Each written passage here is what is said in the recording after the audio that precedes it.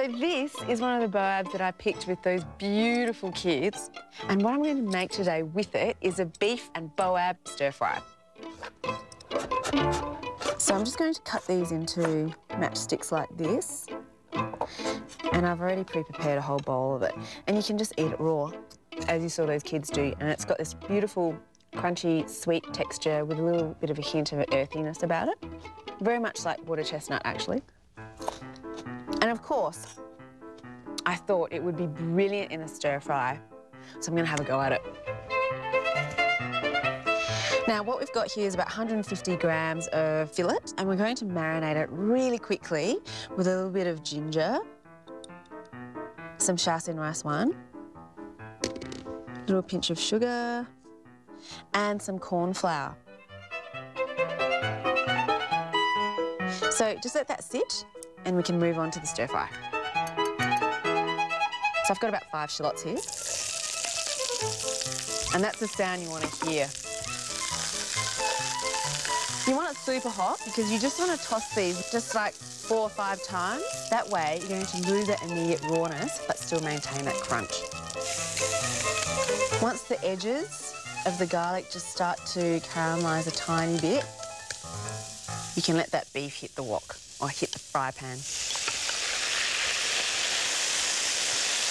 And the reason why I use fillet is because it's just a no-brainer. You're not going to overcook it and it's always going to be tender. So that's just one problem eliminated.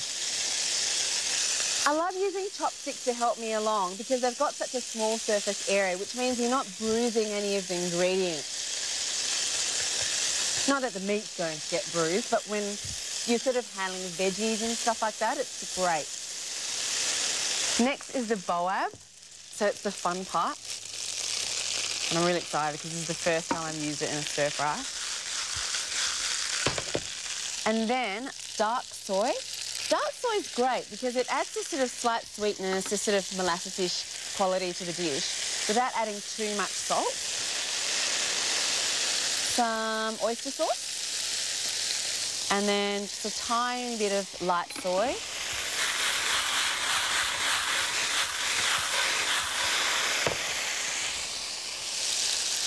And some chopped chilli.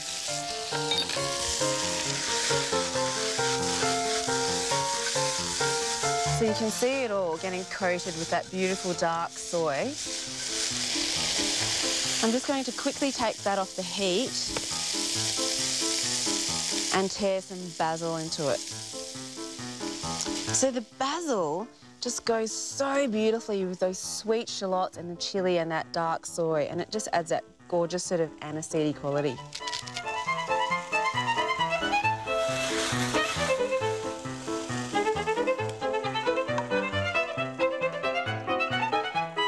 So the brilliant thing about this boab is, of course, you can see it hasn't wilted at all, so it's going to be really nice and crunchy. I finished my stir fry, but what I'm going to do now is a boab pickle, and it's designed to be an appetizer, so it's meant to stimulate appetite. Boab is one of those ingredients that's perfect for pickling because it's got really high water content, it's a little bit sweet, and it maintains that crunch. Now I'm going to add these as well, which are very special, and these are the boab leaves.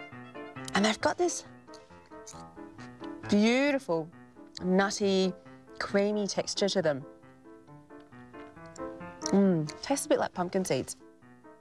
And then next, it's just a matter of tipping in all your seasonings. So you've got your rice wine vinegar, sesame oil, fair bit of it, some chili oil, fish sauce for that salt content, some sugar for balance, and then quite a few sesame seeds. And then again, just get your chopsticks, just give it a little bit of a mix.